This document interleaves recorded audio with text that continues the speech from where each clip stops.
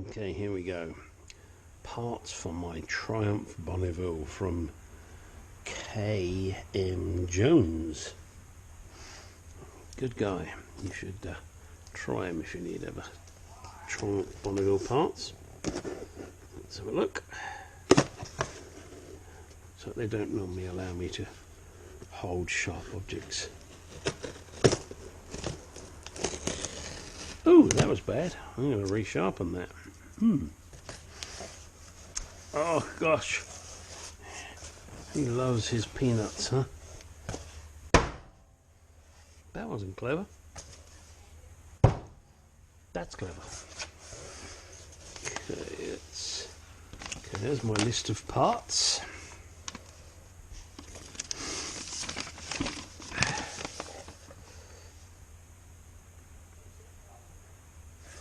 Okay. Sure. Oh, that's just some padding he's put in there. Oh no, there's something inside it. So let's see what he's hidden in here for me. I've ordered lots of lovely parts. Oh, some rubbers. And something in a box. Don't know yet. What have we got here? Ah, a battery strap. That I recognise. Seat bumpers.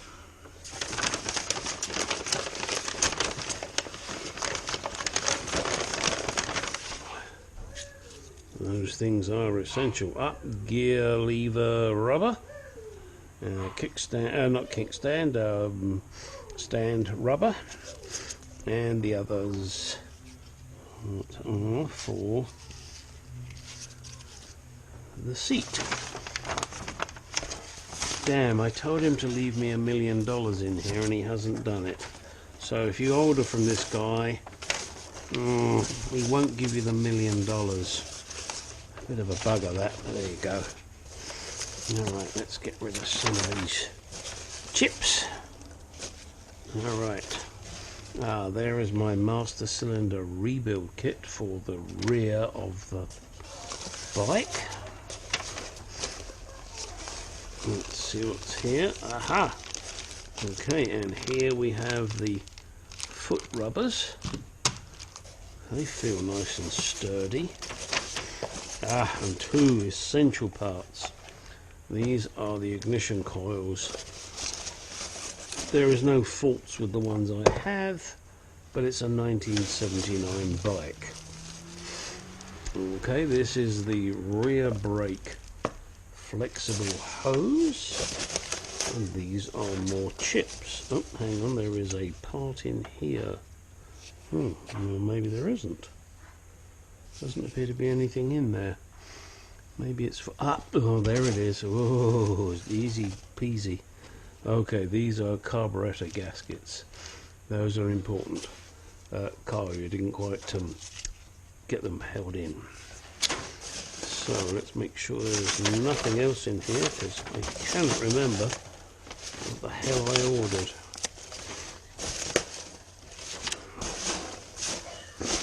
Of course, I could always look at the shipping list, couldn't I? Wouldn't that be a novel idea? So, what are we looking at here? 1, 2, 3, 4, 5, 6, 7, 8, 9, 10, 11. 1, 2, 3, 4, 5, 6, 7, 8, 9, 10, 11, because they're certain items are obviously duplicated, 4 of one, 3 of the other, etc. Alright, nice lot of stuff for me to play with tomorrow. Alright, so I will be showing you guys tomorrow. What's this? Oh yeah, this is the flasher unit. That doesn't look a least bit like the one I've got. Better check that out, make sure. Might be the wrong one. We will see, Mr. Kyle. Alright kids, let's have a look here.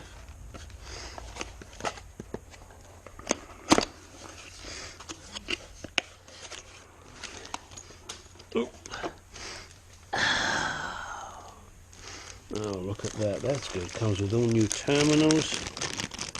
Yeah, beautiful looking. Beautiful. Nice coil. Alright, good. I'm going to look forward to getting all of these things installed. Especially the brakes. Just one thing, let me take you guys over here. Ignore my Jaguar engine. I was looking at my brakes on my Triumph here, and I was working on it and thinking, oh, this is good.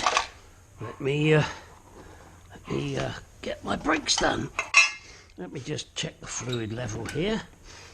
So I got my master cylinder, which, my fluid reservoir, which, fucking thing, sorry, it's not attached to anything. Alright, never mind.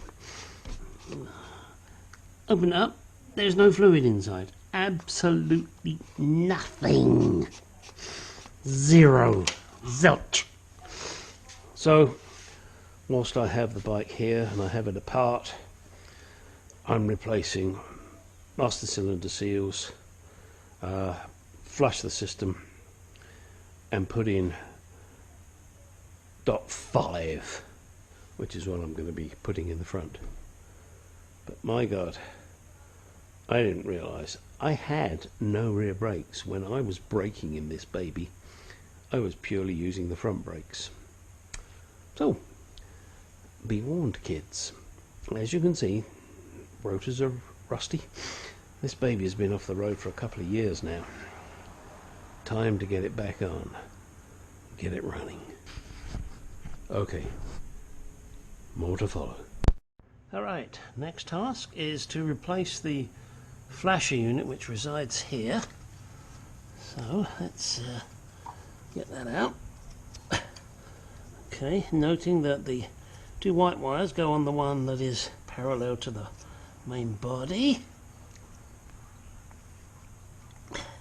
Oh, this one don't want to come off. Wow, that's tough. That's a tough one. Come on. There we go. That one's got one hell of a dent in it. Alright. Nice new flasher unit here. Okay. White ones onto that connection. That gives me no choice but to put that on that connection. And make sure they click. And slip it back in. As easy as that to change the flash unit. What have I got to do next? I have got to... Come on, you know what I've got to do. Change the battery strap. Alright, which means obviously the battery has to come out. Under the seat we go. Alright.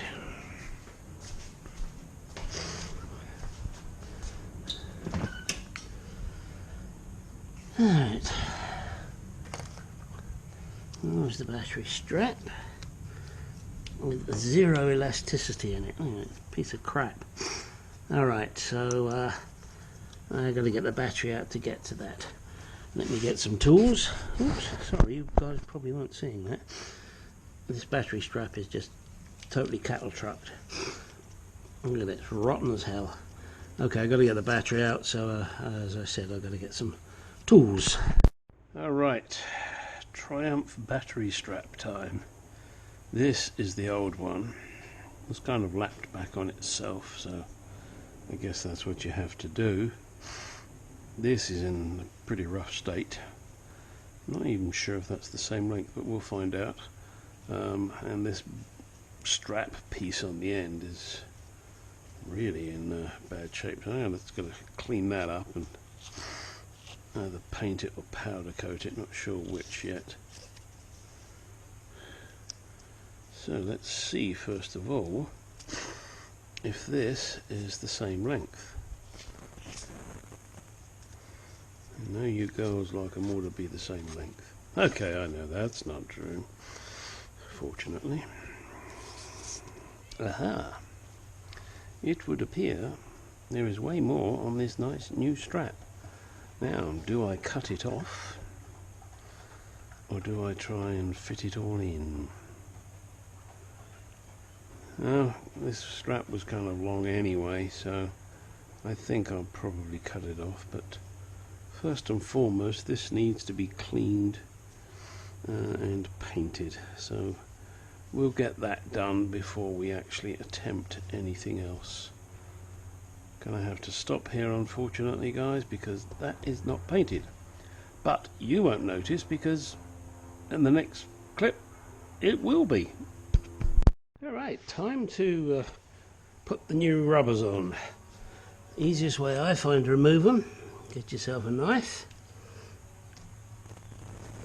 and slice. And it should be noted that these have only been on there a few months. They're already rotten and cracking. I don't know why. Cheap Chinese stuff, I don't know. Alright, I like to just add a little WD. That helps them go on. And then grabbing one's trusty rubber hammer.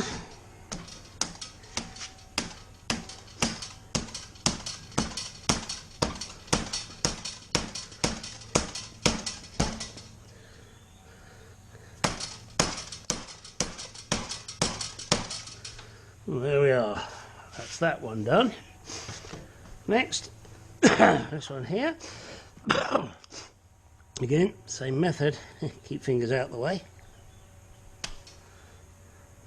Oh, didn't go quite deep enough. I did that time. There we go.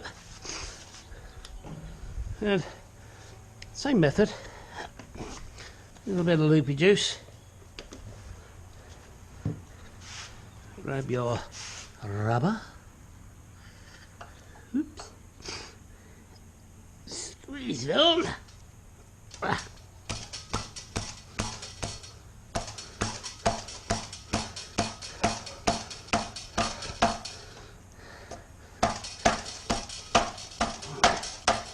Almost there. Final twist, and she's on. All right. I have one more to do on the other side, but hang on, I lie, I have two more to do on the other side.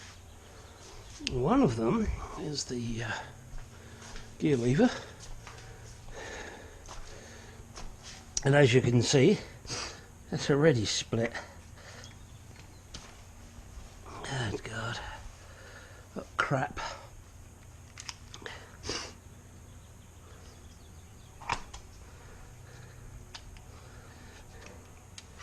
Piece of junk. Alright. Oh, I can't wait to get this back on the road. There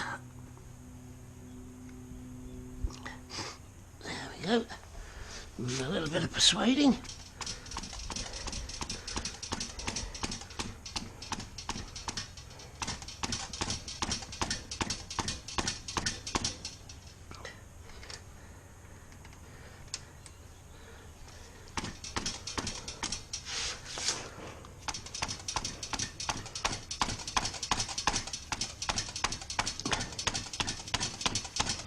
There we go, bottomed out beautifully. Right, the only other one I got now is this one here.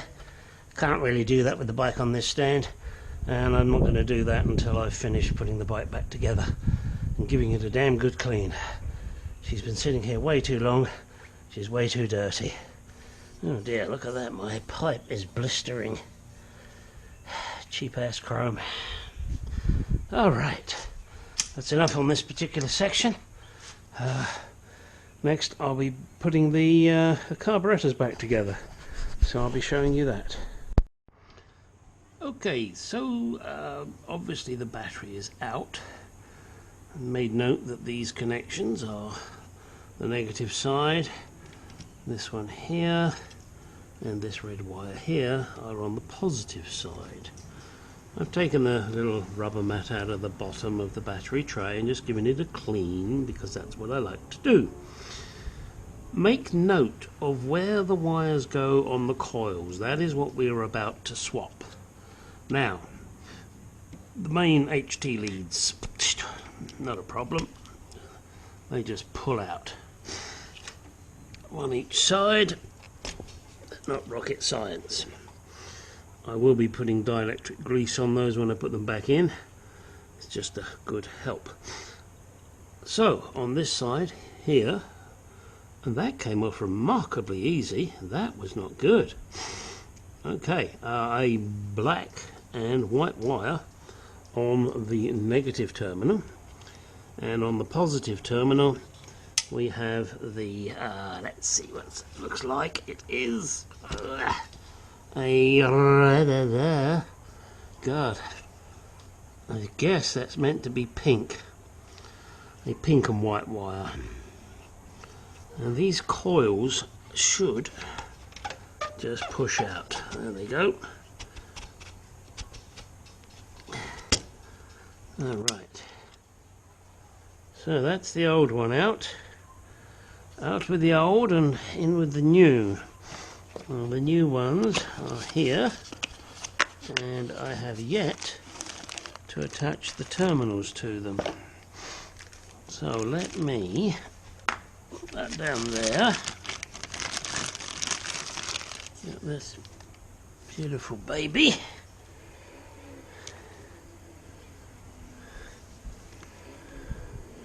Interesting. This is not something I was expecting. It says 6 volts. 2 coils, are they in parallel? Before I connect these babies, I better check that. I mean, this is a 12 volt motorcycle, but it's showing me a 6 volt coil. I hope I don't have the wrong coils. I gotta check into that before I can go any further. As Arnold would say, I'll be back. Okay, that little panic moment was over. And please excuse me, because I usually work on cars. I'm not used to a 6 volt coil system. But that is what these coils are. They are 6 volt coils. So, as previously mentioned, there are new coils and they're in, and I've put on the terminals and they're all ready to go, and I made note of which terminal went to which. And on this particular one, this let's see, what colour have we got here? This is pink and white. That goes here onto the negative terminal, and make sure it's a good fit. And then we have the yellow and white, and they go onto the positive terminal here. And if you're not sure, go back to your photos or your video in my case and make sure you've got the correct ones on the correct terminals. This one here, oh, and have I got that coil wrong? No, I haven't. But it's just that I've got it in a different position. Alright, so, and, oh, gotta get that to there. Now you see, I'm thinking, did I have that coil round the other way? I think I did. I think I have made a mistake. So, I will go back to my video and check, because I think that coil spins around 180 degrees so that I connect the black and white to the positive and the the pink and white to the positive and the black and white to the negative. Alright, time to check and then finish the connection. And hopefully this shows up. I'm not sure if it does. This is where I've frozen the picture. And as you can see, my coil is the other way around. I've got it in the wrong way around at the moment. Always good to double check these things. I've been doing mechanics for years. And yeah, I make mistakes like anybody does. Alright, so let's go back over here.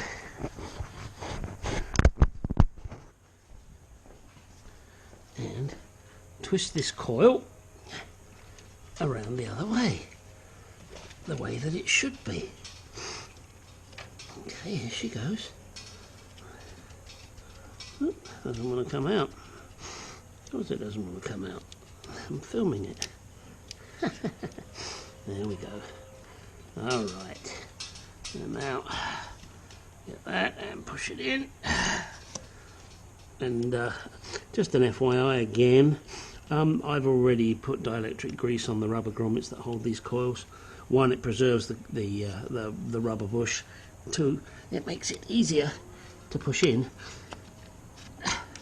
Alright, so pink and white onto the positive. Of that I am positive. You can pay me for my wonderful humour later.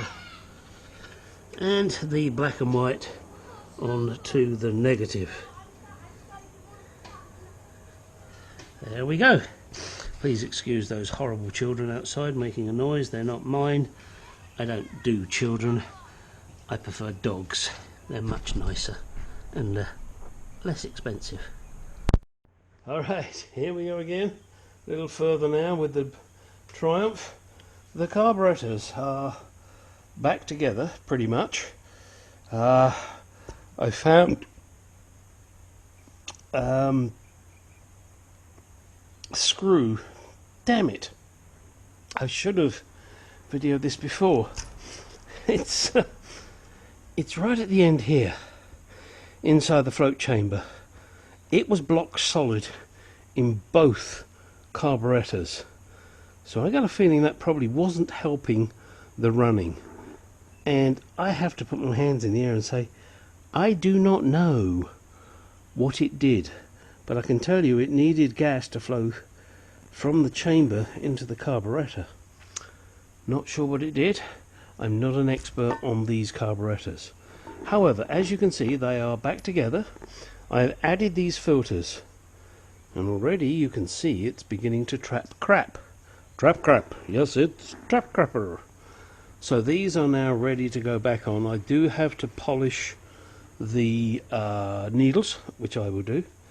I'm really not sure about these pipes, whether they're absolutely necessary, whether we should just let the damn things vent where they want to vent. However, the other thing that I have discovered, which is nothing to do with the carburetors, but it is actually to do with the master brake cylinder on the rear. Well, sorry, it's the fluid reservoir. You can see there's a bolt there. Excuse me. This nice little bolt there. This is the bracket. A piece of aluminium broked. It am broked.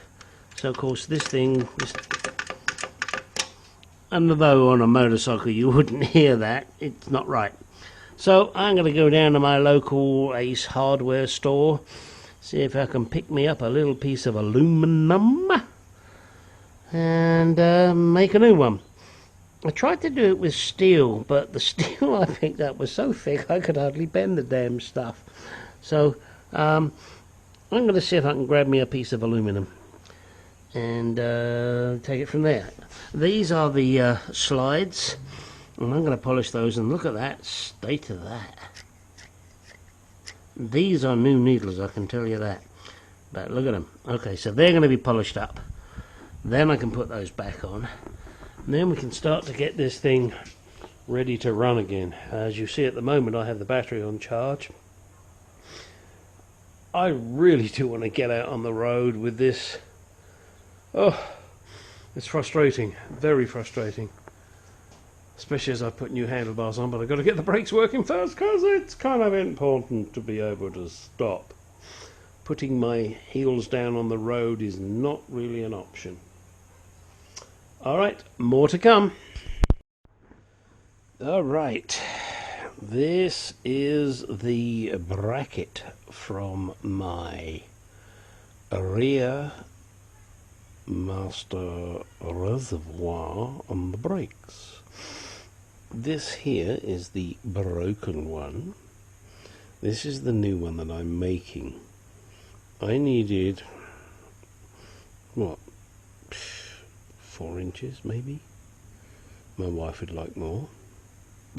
Hell, so would I. In my youth I did. And I bent it, and it's approximately where I need it to be. Oh, and getting back to the 4 inches, I had to buy 4 foot of the stuff. Cost me about $11, I think, just to make this little bracket. But I figure, well, I'll use it somewhere else anyway. All I need to do now is drill the holes, cut it to the appropriate length, and if I touch this now, it'll probably all fall over. Oh, it didn't. And as you can see, this is broken, so just going to trim this off, about there. But I'll drill the holes first, make sure I get them in the right place. Again, not that it really matters that much, but I do like to try and keep it as it should be. And again, I am actually assuming that this is a Triumph bracket. I don't know, it's a long time ago that this bike was built. Alright, one last look. My lovely carburetors, ready to go back in. Like, you really needed to see that, didn't you? As I mentioned previously, there was no brake fluid in my rear brakes, so I'd taken this opportunity to upgrade to .5, which I again believe I've mentioned, just to show you the kind of shit that people do. So when you buy a second-hand bike, be careful. This is the brake line that was. Not quite sure why they put a piece of steel in the middle there, but here, as you can see, is a forking hole, and it actually goes right the way through the other side. This is why I had no brake fluid in my rear brakes. However, that's in the trash. Bought myself a nice new piece of pipe, which is not properly fitted yet. And the bracket in here was broken, so I made up a bracket out of a piece of aluminum, modified it to make sure I can get the cap on and off, and not very pretty, I grant you. I wrote .5 on there. Maybe I'll get my wife to write .5 on there, because she's got much neater handwriting than I have. As a reminder to whoever does this bike, if it's after me, which it'll probably live longer than I do, so then they'll at least know what the fluid is that is in there. Alright, next thing to do will be to decide on the route for this pipe, and I think basically it's, oh damn, I hate using that word. It's going to be down here, and then I'll loop it round to attach onto the slave cylinder, and then finally into the caliper. I've got to get that caliper off. I think my best bet is going to be to remove this silencer. So that's what I'll be up to next. Take that silencer off, then I'll be able to get to the slave cylinder, the caliper, get everything routed how I want to see it, because it's there. Yeah, this is going to be a fun one. All right, let's get that silencer off.